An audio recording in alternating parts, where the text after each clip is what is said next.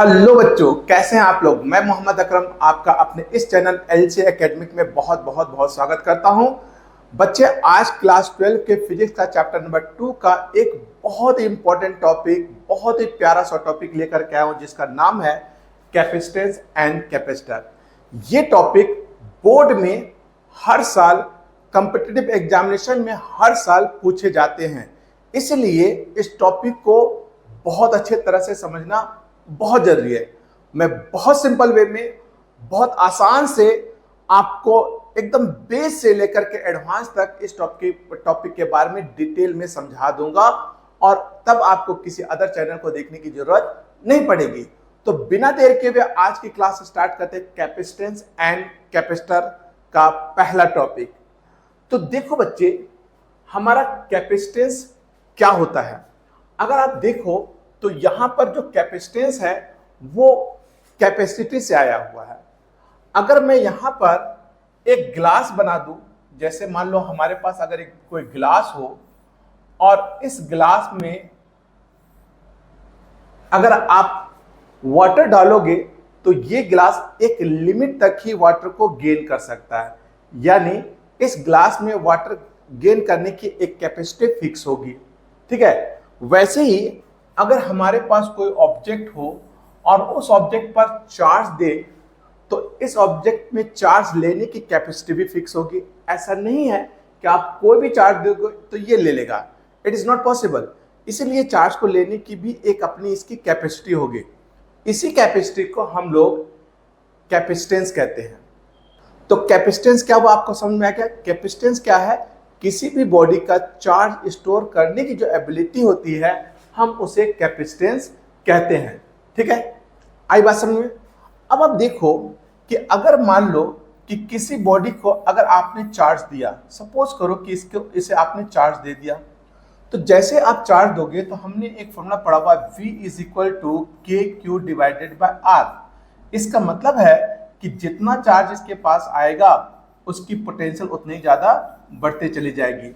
तो हम ये कह सकते हैं कि जो इस बॉडी पर पोटेंशियल डेवलप होगा चार्ज के कारण, वो डायरेक्टली प्रोपोर्शनल होगा चार्ज के।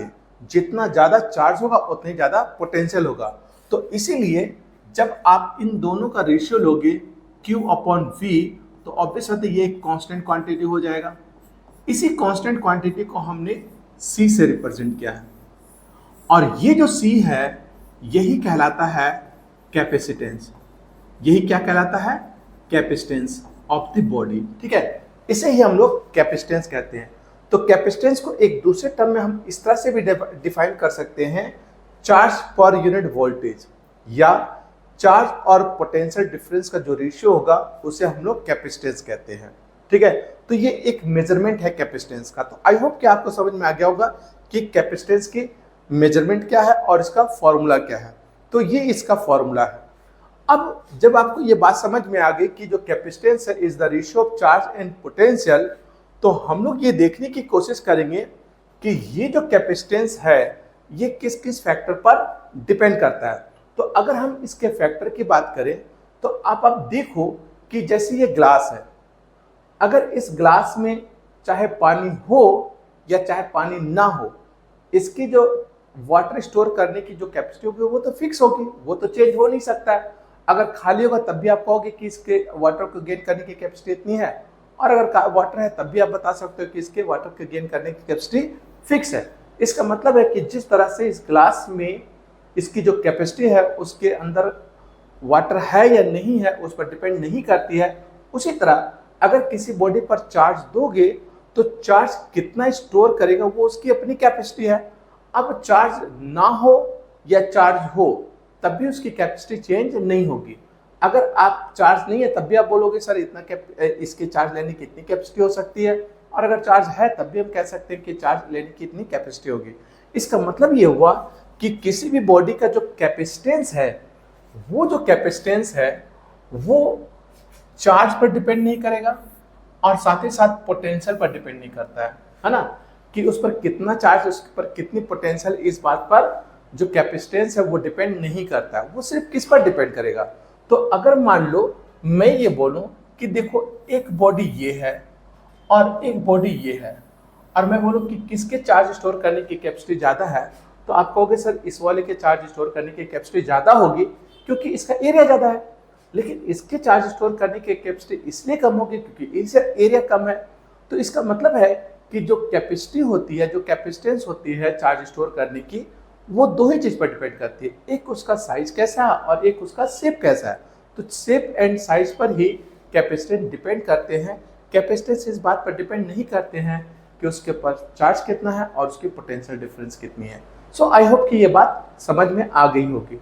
अगर हमें ये बात समझ में आती है तो हम नेक्स्ट देखते हैं कि कैपेसिटेंस जो हमने पढ़ा उसकी यूनिट क्या होगी। तो देखो, यूनिट हमेशा जनरली दो तरह के यूनिट होते हैं। एक यूनिट होता है जिसको हम लोग डेराइव्ड यूनिट कहते हैं, ठीक है, डेराइव्ड यूनिट, ठीक है, डी है ना, डेराइव्ड यूनिट को मैं डी लिखता हूं। और जो दूसरा यूनिट होता है वो होता है एसआई यूनिट, है ना, एसआई यूनिट, एसआई यूनिट। तो दो यूनिट है। अब जो डेराइव्ड यूनिट होता है ना बच्चे, वो हमेशा फॉर्मूला के थ्रू बनता है। तो जो डेराइव्ड यूनिट होगा अगर फॉर्मूला के थ्रू बनता है तो हमें देखना पड़ेगा कि इसका फॉर्मूला है क्या। तो हम ये देख रहे हैं कि इसका जो फॉर्मूला है वो Q अपॉन में V है, Q अपॉन V। अब यहाँ पर Q चार्ज है, चार्ज की जो एसआई यूनिट होती है वो कूलम, V पोटेंशियल है, पोटेंशियल की जो एसआई यूनिट होती है वोल्ट। तो जो कैपेसिटेंस है उसकी एसआई यूनिट होगी कूलम पर वोल्ट, सॉरी, तो कैपेसिटेंस की जो डेराइव्ड यूनिट होगी वो कूलम पर वोल्ट हो जाएगा। तो ये हुआ डेराइव्ड यूनिट। अब हम बात करते हैं इसके एसआई यूनिट। तो देखो, इसका जो एसआई यूनिट होता है ना बच्चे, वो होता है फेराड। क्या होता है? फेराड। इसकी ये एसआई यूनिट है फेराड, इसका सिंबल है कैपिटल है, ठीक है। तो ये फेराड है। लेकिन बच्चे देखो, जब भी दो यूनिट होंगे, एक डेराइव्ड यूनिट होगी और एक एसआई यूनिट होगी, तो हमेशा एसआई यूनिट को डिफाइन भी करना पड़ता है, यानी हमें यहाँ 1 फेराड को डिफाइन करना पड़ेगा। अभी हम डिफाइंड कैसे करेंगे? तो हमें पता है कि जो कैपेसिटेंस होता है वो चार्ज अपॉन में पोटेंशियल होता है। तो ऐसा सिचुएशन में जब भी आप एसआई यूनिट को डिफाइन करो तो यहाँ पर जो चार्ज और पोटेंशियल है इन दोनों को 1 मान लो। तो जो चार्ज है उसको हम लोग मान लेंगे 1 कूलम और पोटेंशियल को मान लेंगे 1 वोल्ट। तो 1 अपॉन में 1 क्या बन जाएगा? 1 फेराड, ठीक है। तो ये बन जाएगा 1 फेराड। तो 1 फेराड क्या हुआ कि अगर किसी भी ऑब्जेक्ट पर, किसी भी बॉडी में 1 कूलम चार्ज देने से अगर उसकी पोटेंशियल 1 वोल्ट बढ़ जाए तो हम कहते हैं कि उसकी कैपेसिटेंस 1 फेराड है। सो आई होप कि समझ में आ गया होगा 1 फेराड, ठीक है। लेकिन ये जो फेराड है ना बच्चे, ये एक बड़ी यूनिट है, और अगर ये बड़ी यूनिट है तो हमें ये इसके लिए छोटे यूनिट की भी जरूरत पड़ेगी, यानी प्रैक्टिकल यूनिट की भी जरूरत पड़ेगी। अब ये बड़ी यूनिट है, ये कैसे पता चलेगा? तो मैं एक टॉपिक बताऊंगा जहां पर हम देखेंगे कि जो फेराड है वो एक बड़ी यूनिट है। लेकिन खैर ये बाद में देखेंगे, लेकिन उससे पहले हम देखते हैं कि अगर ये बड़ी यूनिट है तो इसकी छोटी यूनिट क्या होगी। तो देखो, कुछ प्रैक्टिकल यूनिट देखो, है ना, प्रैक्टिकल यूनिट। तो जो प्रैक्टिकल यूनिट होगी वो कौन कौन सी होगी बेटा, वो देखिए प्रैक्टिकल यूनिट। तो यहाँ पर मिली फेराड, अगर मिली फेराड होगा तो इसको 10 पर पावर -3 फेराड लिखेंगे। अगर माइक्रो फेराड है तो माइक्रो फेराड का मतलब 10 पर पावर -6 फेराड। अगर नैनो फेराड है तो इसका मतलब हुआ 10 पर पावर -9 फेराड। और अगर पिको फेराड है तो इसका मतलब हुआ 10 पर पावर -12 फेराड, ठीक है। तो ये इसके छोटे यूनिट है, ज्यादातर ये माइक्रो, नैनो और पिको यूज होते हैं। तो ये स्मॉलर प्रैक्टिकल यूनिट हो गए। अब आते हैं कि ग्राफिकल कॉन्सेप्ट, है ना, कि ये जो कैपेसिटेंस हमने पढ़ा इसका क्या कुछ ग्राफिकल कॉन्सेप्ट है। तो यहां पर आप लोग नेक्स्ट टॉपिक डाल देंगे ग्राफ, ठीक है। अब ये जो ग्राफिकल कॉन्सेप्ट है ना, इसमें हम लोग पहला ग्राफ लेंगे Q वर्सेस V का। किसका ग्राफ लेंगे? Q versus V। Q versus V में क्या होगा बेटा कि देखो, इसके दो पार्ट हो सकते हैं। एक पार्ट में क्या होगा कि आप चार्ज को y एक्सेस पर रखो और पोटेंशियल को x एक्सेस पर रखो। चार्ज को कहाँ रखो बच्चा? y एक्सेस पर। पोटेंशियल को कहाँ रखना? x एक्सेस पर, ठीक है। पोटेंशियल को x एक्सेस पर रखो और चार्ज को y एक्सेस पर। अब तब अगर ग्राफ प्लॉट करोगे तो ग्राफ कुछ ऐसे होगा, स्ट्रेट लाइन, है ना, क्योंकि v is directly proportional to q। अब इस सिचुएशन में अगर मैं इसका स्लोप निकालूं तो देखो यहाँ पर हो जाएगा स्लोप, अगर मैं स्लोप की बात करूं तो आपको पता है कि slope is equal to tan theta होता है, और टेन थीटा का मतलब ये हुआ, अगर ये थीटा है तो ये परपेंडिकुलर अपॉन में बेस, परपेंडिकुलर में चार्ज है और बेस में पोटेंशियल है, तो ये हो जाएगा चार्ज अपॉन में पोटेंशियल, और चार्ज अपॉन में पोटेंशियल हो जाता है कैपेसिटेंस। इसका मतलब है कि अगर हमारा Q वर्सेस V का ग्राफ हुआ तो इसकी जो स्लोप होगी वो कैपेसिटेंस को रिप्रेजेंट करेगा। वैसे ही अगर मान लो दूसरा पार्ट बी पार्ट में अगर हम देखें तो बी पार्ट में क्या है कि y एक्सिस पर आप पोटेंशियल ले लीजिए V, और x एक्सिस पर आप ले लो चार्ज Q, और तब एक स्ट्रेट लाइन ड्रॉ करो। तो ऐसे सिचुएशन में अगर मैं अब इसका स्लोप की बात करूं तो स्लोप अगेन टेन थीटा होगा, है ना, slope is equal to tan theta. और अगर हम टेन थीटा की बात करें तो परपेंडिकुलर में अब चला जाएगा पोटेंशियल और बेस में चला जाएगा चार्ज, तो ये हो जाएगा पोटेंशियल डिवाइडेड बाय चार्ज। और अगर ये पोटेंशियल डिवाइडेड बाय चार्ज है तो क्या ये 1/c नहीं होना चाहिए, है ना, 1/c। क्लियर? तो अगर v यहां पर है और q यहां पर है तो स्लोप 1/c को रिप्रेजेंट करेगा, और अगर q यहां पर है और v यहां पर है तब स्लोप c को रिप्रेजेंट करेंगे। अगर ये बात हमें समझ में आ गई तो इससे रिलेटेड एक क्वेश्चन हम ऐसा देख सकते हैं कि मान लो कि हमारे पास दो ऑब्जेक्ट हैं, ठीक है, एक ऑब्जेक्ट A है और एक ऑब्जेक्ट B है ना, दो बॉडी है, एक A है और एक B है, दो कंडक्टर भी मान लो कि एक कंडक्टर A है और एक कंडक्टर B है, और इसका ग्राफ है V वर्सेस Q का, है ना, यहाँ पर V वर्सेस Q है। अब आपसे बोल रहा है कि बताओ विच कंडक्टर हैज ग्रेटर कैपेसिटेंस, है ना, ग्रेटर कैपेसिटेंस, है ना। अब अगर मान लो ऐसा क्वेश्चन आ जाए तो हम इसको कैसे सॉल्व करेंगे? तो इसके लिए आपको करना पड़ेगा, दोनों का स्लोप देखो, दोनों का स्लोप देखो, इसका स्लोप अगर थीटा A है और इसका स्लोप थीटा B है तो आप ये देख रहे हो कि जो थीटा A है वो ग्रेटर देन थीटा B है, ठीक है, यानी A का एंगल ज्यादा है, B का एंगल कम है। तो ऐसे सिचुएशन में देखो ये तो थीटा रिप्रेजेंट द स्लोप, तो अगर इसका A ज्यादा है तो इसका स्लोप भी ज्यादा होगा, ठीक है। तो इसका मतलब अगर हम यहाँ टेन थीटा लिख दें तो tan theta A is greater then tan theta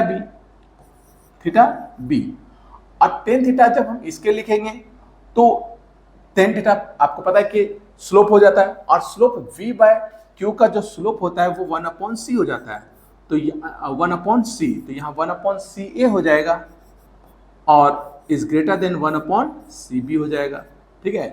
तो ऐसे सिचुएशन में आप क्या देख रहे हो कि जो CB है वो ग्रेटर हो गया CA से, ठीक है, ग्रेटर हो गया CA से।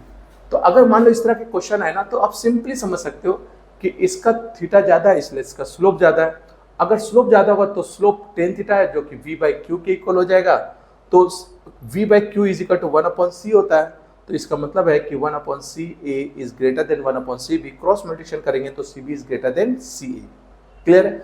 अगर ये समझ में आ गया तो फिर आप इसको प्रैक्टिस करके बताना मुझे कि यहाँ पर किसका कैपेसिटेंस ज्यादा है, ठीक है, विच हैज ग्रेटर कैपेसिटेंस। यहाँ A लिख देता हूँ, यहाँ B लिख देता हूँ, और यहाँ पर मैं दे देता हूँ आपको कि विच हैज ग्रेटर कैपेसिटेंस, ठीक है, ग्रेटर कैपेसिटेंस। ये आपका क्वेश्चन मार्क हुआ, आप इसको बना सकते हैं, ठीक है। अब आते हैं हम लोग दूसरे ग्राफ पर। दूसरा ग्राफ है C versus Q and C versus V। अब जैसा कि आपको बता दिया गया था कि जो कैपेसिटेंस है वो चार्ज पर डिपेंड नहीं करता है, जो कैपेसिटेंस है वो पोटेंशियल पर डिपेंड नहीं करता है। तो अगर कैपेसिटेंस चार्ज पर डिपेंड ही नहीं कर रहे तो ऐसे सिचुएशन में अगर चार्ज की वैल्यू बढ़ते चले जाए तो इसकी जो कैपेसिटेंस होगी वो चेंज नहीं होगी, है ना। चार्ज बढ़ रहा है, कैपेसिटेंस चेंज ही नहीं हो रहा, जो कैपेसिटेंस है वो फिक्स्ड है। चार्ज इंक्रीज होते चले जा रही है, बट कैपेसिटेंस इज फिक्स्ड, क्योंकि कैपेसिटेंस चार्ज पर डिपेंड नहीं करता है। क्लियर है? तो ऐसे सिचुएशन में जो ग्राफ होगा वो पैरेलल टू एक्स एक्सिस हो जाएगा। वैसे ही अगर हम लोग एक्स एक्सिस पर v मान ले और y एक्सिस पर c मान ले, तो अगेन जो c है वो v पर डिपेंड नहीं करेगा, तो ये ग्राफ अगेन पैरेलल हो जाएगी। ठीक है? तो पेपर में ये पूछा हुआ, ध्यान में रखिएगा कि जो कैपेसिटेंस है वो पोटेंशियल पे डिपेंड नहीं करते और पोटेंशियल कैपेसिटेंस चार्ज पर डिपेंड नहीं करते, इसलिए graph straight line parallel line हो जाएंगे। ठीक है? अब हम लोग आते हैं नेक्स्ट टॉपिक पर। अब देखिए कैपेसिटेंस ऑफ स्फेरिकल कंडक्टर। अगर कोई स्फेरिकल कंडक्टर हो तो हम उसका कैपेसिटेंस कैसे निकालेंगे? तो अगर मान लो ये स्फेरिकल कंडक्टर है और इसके ऊपर अगर हम चार्ज Q दे दिया है ना, तो इसकी रेडियस कितना है बेटा? R। ठीक है? इसकी रेडियस R। तो आपको पता है कि स्फेरिकल, अच्छा एक चीज समझो कि जब भी हमें कैपेसिटेंस निकालना होगा तो कैपेसिटेंस के लिए हमें चाहिए होगा चार्ज और चाहिए होगा पोटेंशियल, यानी चार्ज और पोटेंशियल का रेशियो कर देंगे तो हमारे पास कैपेसिटेंस आ जाएगा। तो वैसे ही अगर मुझे इस स्फेरिकल कंडक्टर का कैपेसिटेंस निकालना है तो इसके ऊपर चार्ज तो पता है, इसका पोटेंशियल निकालेंगे।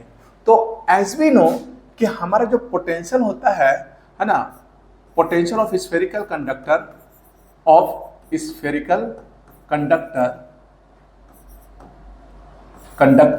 वो क्या होता है बताइए?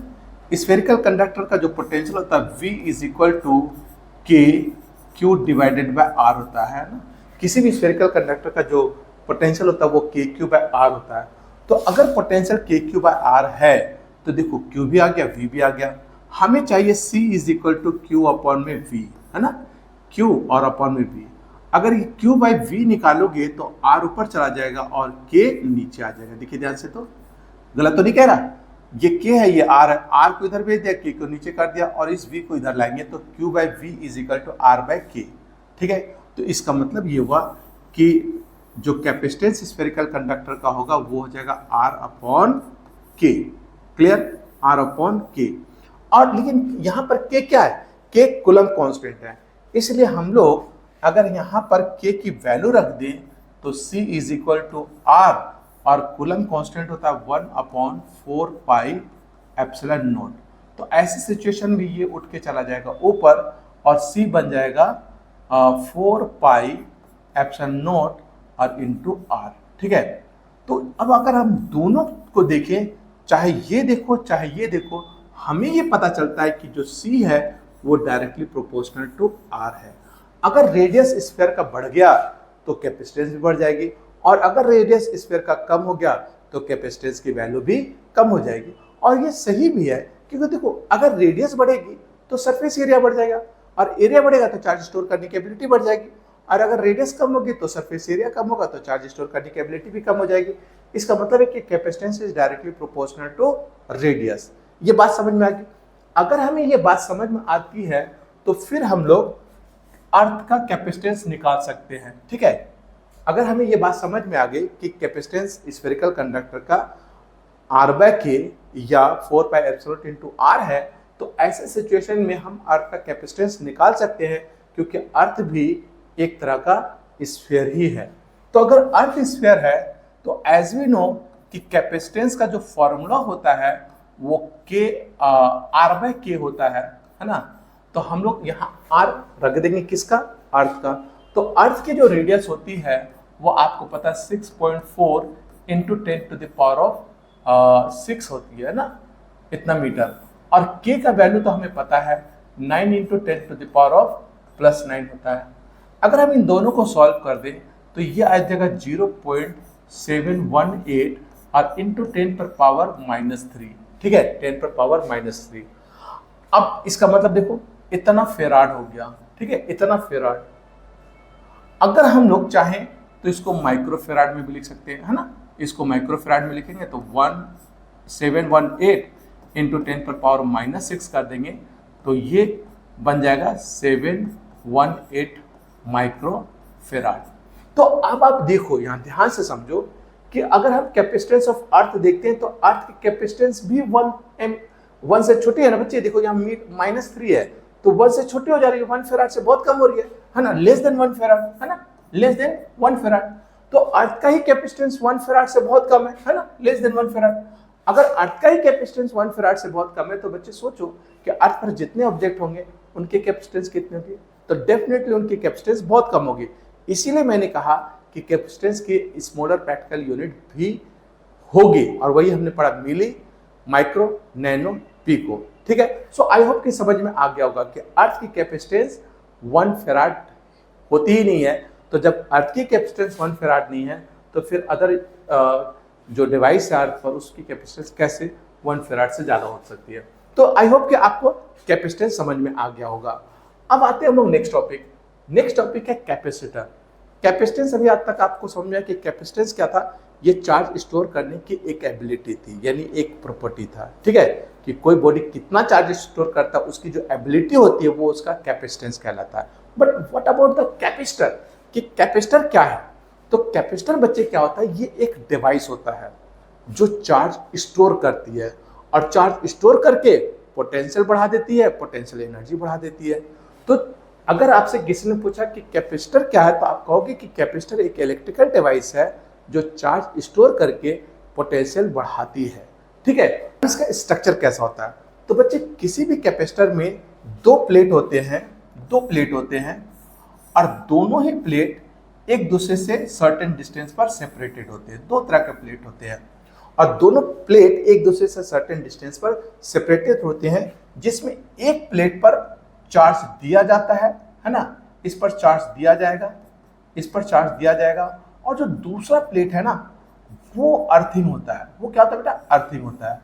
अर्थिंग होने से फायदा क्या होता है बच्चे कि देखो ये जो पॉजिटिव चार्ज है इसके सामने जब हम इस कंडक्टर को लाएंगे तो इसके फ्रंट पर नेगेटिव चार्ज हो जाएगा और इसके बैक पर पॉजिटिव चार्ज हो जाएगा। तो ये जो पॉजिटिव चार्ज है वो फ्लो करके अर्थ में चला जाएगा। तो ऐसे सिचुएशन में एक प्लेट पर पॉजिटिव चार्ज रहेगा, दूसरे प्लेट पर नेगेटिव चार्ज होगा। इससे क्या होता है बच्चे कि इस प्लेट का चार्ज स्टोर करने की एबिलिटी बढ़ जाती है। ठीक है, क्योंकि पॉजिटिव पोटेंशियल को नेगेटिव पोटेंशियल हमेशा कम कर देगा, और जब पोटेंशियल कम होगी तो चार्ज स्टोर करने की एबिलिटी बढ़ जाती है। ठीक है, तो इसलिए यहाँ पर एक नेगेटिव प्लेट भी रखा जाता है। तो समझ में आ गया कि जो कैपेसिटर होते हैं, जितने भी कैपेसिटर होंगे हमेशा उसमें दो प्लेट होंगे जिनके बीच एक सेपरेशन होगा, और उसमें एक पॉजिटिवली चार्ज है तो दूसरा नेगेटिवली चार्ज होगा। ठीक है, तो वो अर्थिंग की जाती है। तो आई होप कि ये बात समझ में आ गई। अब अगर हम टाइप्स ऑफ कैपेसिटर की बात करें कि कितने टाइप के कैपेसिटर होते हैं, तो बेसिकली हम लोग जो देखते हैं वो तीन तरह के कैपेसिटर देखते हैं। एक कैपेसिटर होता है स्फेरिकल कैपेसिटर, ठीक है, स्फेरिकल।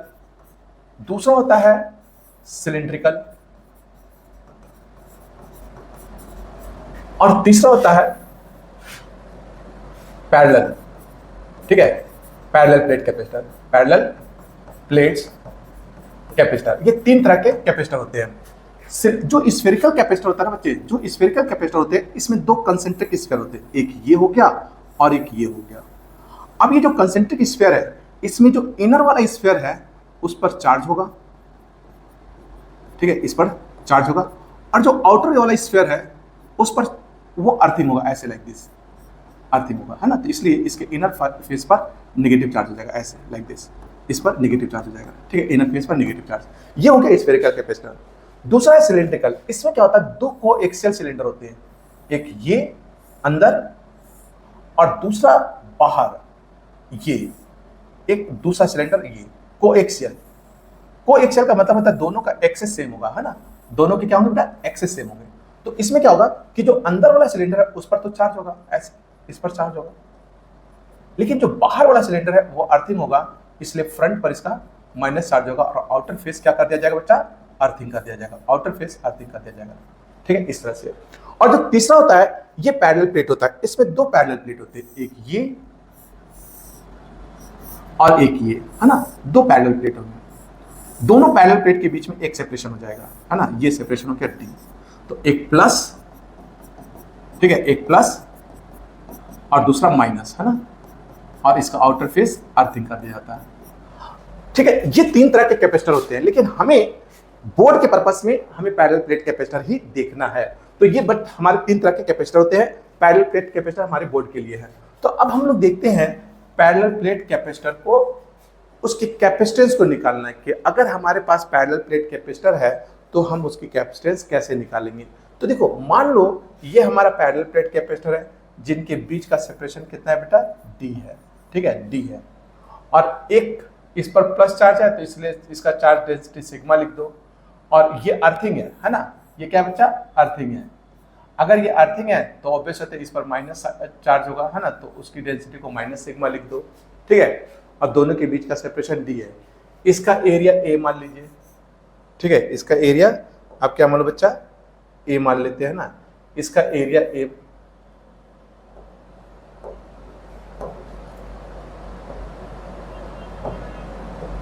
तो इसका एरिया हम लोग मान लेते हैं ए, तो इसका भी एरिया ए हो जाएगा, है ना। So this the area of plate, और ये हो गया दोनों प्लेट के बीच का सेपरेशन, ठीक है।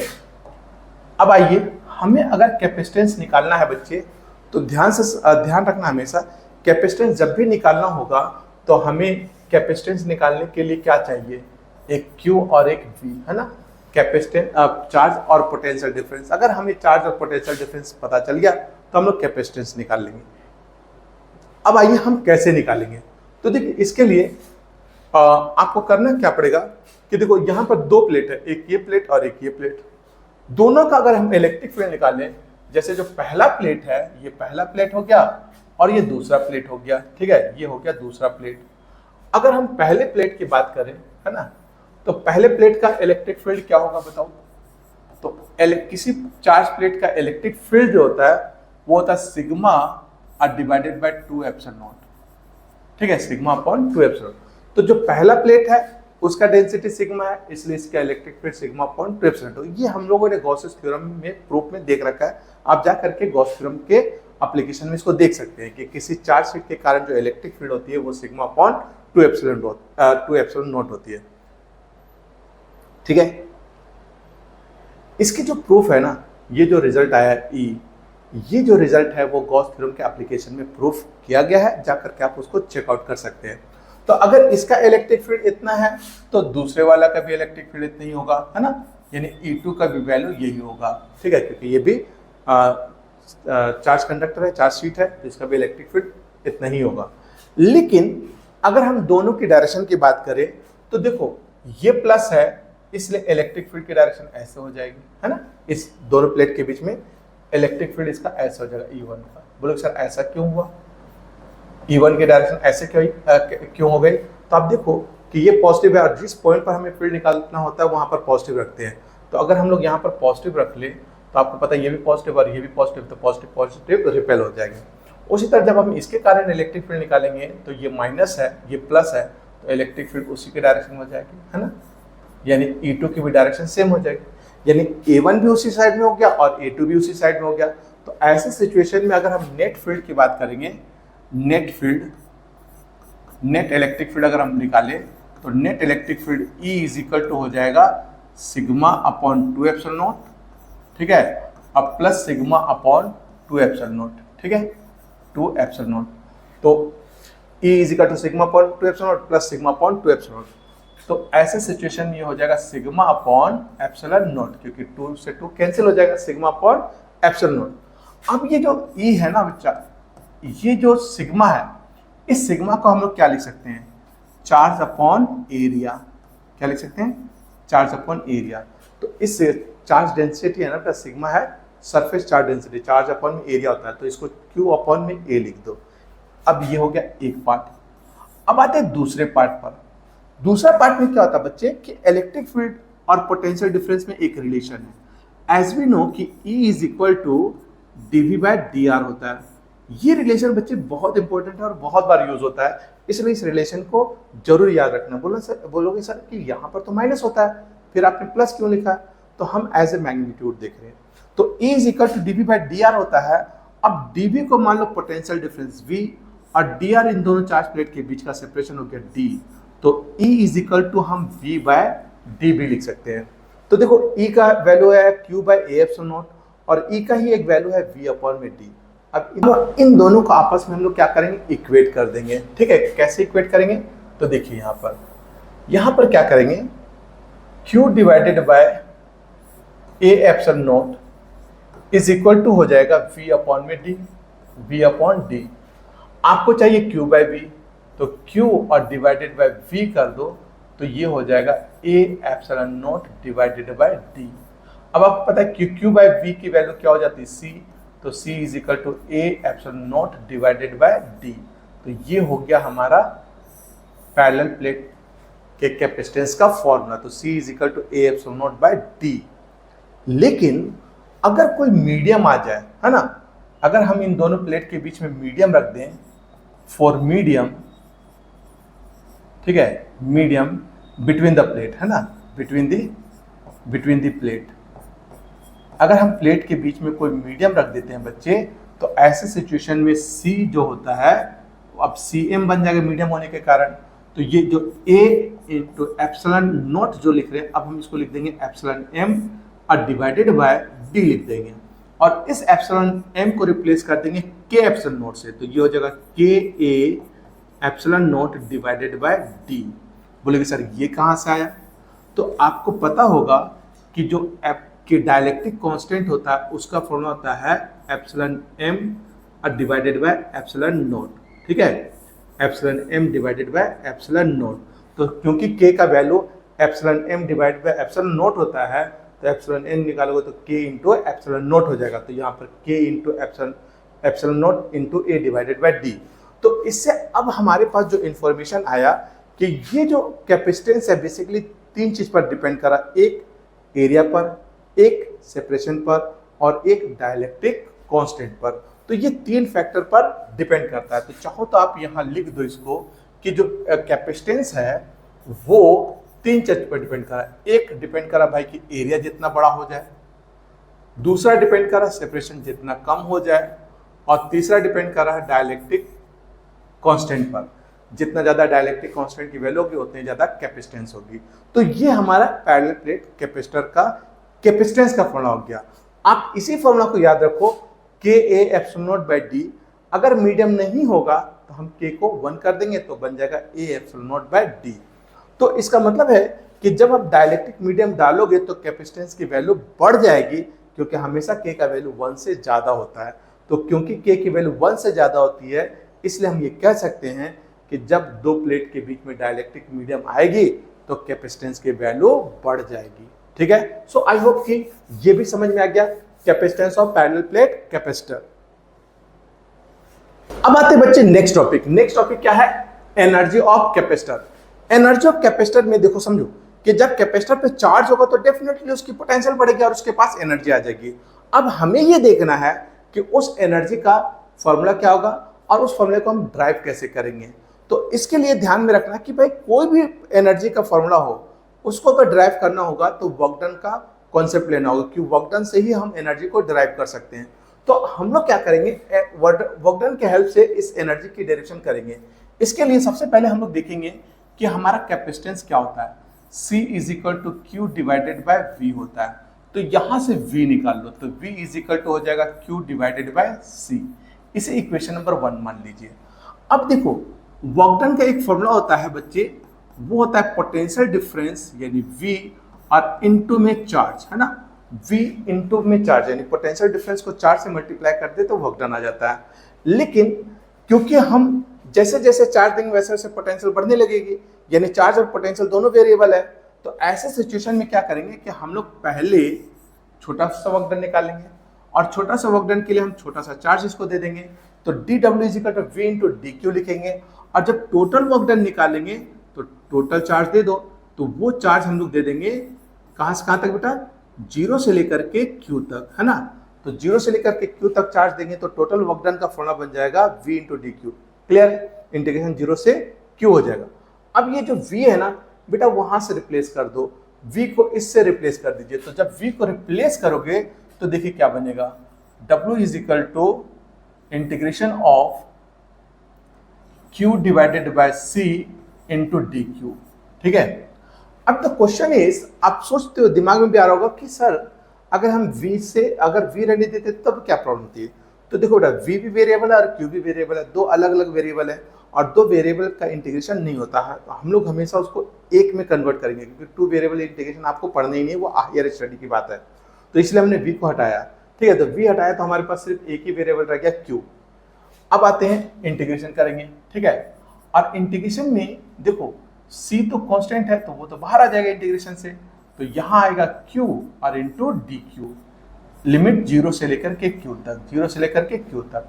अब देखो यहां पर x पर पावर n वाला फॉर्मूला डाल देंगे, और x पर पावर n वाला फॉर्मूला क्या बच्चा, तो ये फॉर्मूला है x to the power of n plus 1, यानी 1 प्लस 1 2 हो जाएगा, डिवाइडेड बाय n प्लस 1, यानी 1 प्लस 1 2 हो जाएगा, लिमिट 0 से लेकर के Q तक। अब इस 2 को आगे कर दो तो ये 1/2c हो जाएगा, सॉरी हाँ 1/2c, या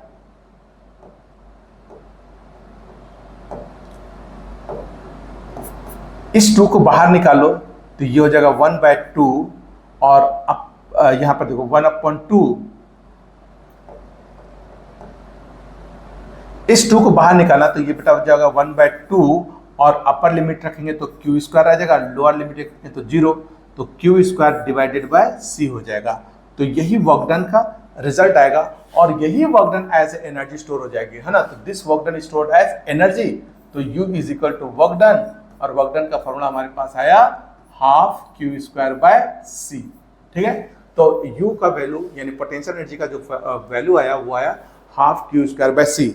लेकिन हम ये भी जानते हैं, देखो क्योंकि हम ये भी जानते हैं कि जो Q होता है वो C इंटू वी के इक्वल होता है, तो अगर मैं इस Q को यहाँ रख दूं तो U की वैल्यू जो होगा वो देखो क्या हो जाएगा, Q की जगह में इस वैल्यू को रख देंगे तो ये हो जाएगा C स्क्वायर वी स्क्वायर और डिवाइडेड बाय C, तो एक C से एक C कैंसिल हो जाएगा, तो U इज इक्वल टू हो जाएगा हाफ सी वी स्क्वायर, ठीक है, ये हो जाएगा। लेकिन अगर हम चाहे तो C की वैल्यू अगर हम रख दें तो एक और फॉर्मूला बन जाएगा, ठीक है। तो C की वैल्यू अगर हम रख दें तो एक फॉर्मूला हमें और देखने को मिल जाएगा 1/2, और C को लिख दो Q बाय वी, इंटू में वी स्क्वायर, एक वी से एक वी कैंसिल हो गया, तो U का एक और फॉर्मूला बन जाएगा हाफ Q इंटू वी, ठीक है। एक फॉर्मूला ये हो गया, दूसरा फॉर्मूला हो गया हाफ Q स्क्वायर बाय सी, और तीसरा फॉर्मूला हो गया हाफ सी वी स्क्वायर, है ना। तो ये तीनों ही फॉर्मूला किसका है बच्चा, U का है, तीनों ही फॉर्मूला। अब कौन सा फॉर्मूला लिखना है, कौन सा फॉर्मूला ड्राइव करना है, तो देखो अगर फॉर्मूला ड्राइव करने के लिए आ गया तो आप यहीं तक ड्राइव करके लिख सकते हो, ठीक है, यहीं तक, ठीक है, हाफ क्यू स्क्वायर बाय सी। बाकी ये न्यूमेरिकल के पर्पज से हम लोग यूज करते हैं, ठीक है। तो आई होप कि ये भी समझ में आ गया एनर्जी स्टोरेज ना, पैरेलल प्लेट कैपेसिटर और उसका फॉर्मूला समझ में आ गया। अब हम लोग आते हैं नेक्स्ट टॉपिक की ओर। नेक्स्ट टॉपिक है energy density of parallel plate capacitor, यानी पैरेलल प्लेट कैपेसिटर का एनर्जी डेंसिटी का फॉर्मूला। तो देखो energy density of parallel plate हम कैसे देखेंगे बच्चे, तो देखिए यहां पर एनर्जी डेंसिटी होता क्या है, एनर्जी डेंसिटी का मतलब हुआ एनर्जी अपॉन में वॉल्यूम, है ना, डेंसिटी, है ना। एनर्जी डेंसिटी को स्मॉल u से रिप्रेजेंट करेंगे, ठीक है, और ये होता है energy per unit volume, per unit volume, ठीक है।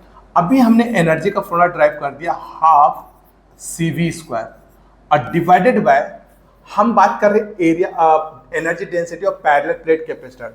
तो पैरेलल प्लेट कैपेसिटर का जब वॉल्यूम निकालोगे तो एरिया को हम थिकनेस से मल्टीप्लाई कर देंगे तो वॉल्यूम आ जाएगा। वॉल्यूम का हमेशा ध्यान रखना, एक फॉर्मूला ये भी होता है, एरिया को जब आप लेंथ से आप थिकनेस से मल्टीप्लाई कर दें तो वॉल्यूम आ जाता है।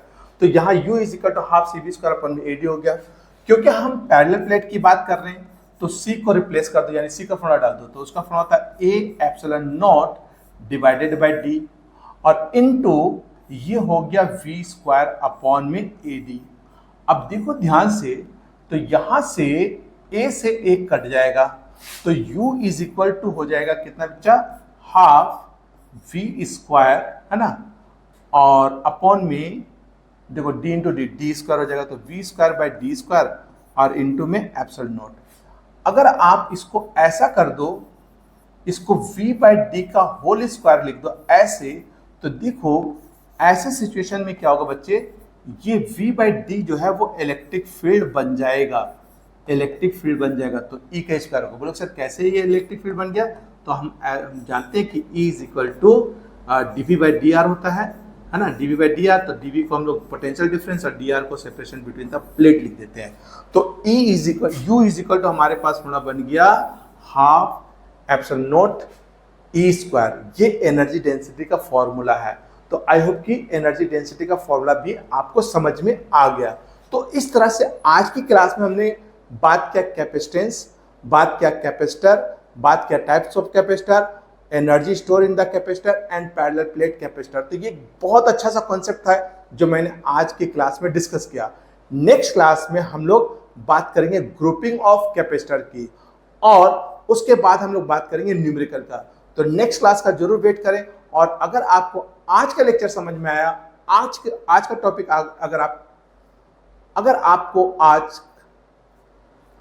अगर आपको आज का लेक्चर, आज का टॉपिक समझ में आया तो प्लीज इसे लाइक एंड शेयर करना ना भूलें। और हाँ, अगर आप मेरे इस चैनल पर नए हैं तो मेरे इस चैनल को भी सब्सक्राइब करें। मिलते हैं नेक्स्ट क्लास में। धन्यवाद।